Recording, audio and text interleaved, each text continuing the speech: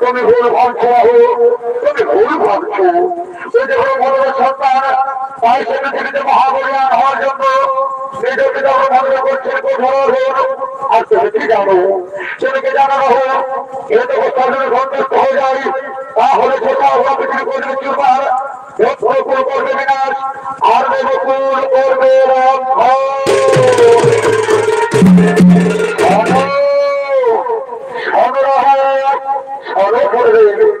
এর জন্য চিন্তা নাহিত করো।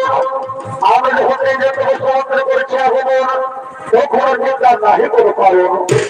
আসুন এই মুহূর্তে আরো তিনজন একত্রিত হয়ে তার জন্য তপস্যা বিগ্রহ নয়, আর এই বিগ্রহ হতে গেলে মৃত্যুবরণ করবেন ওই মহাদেবের পুত্র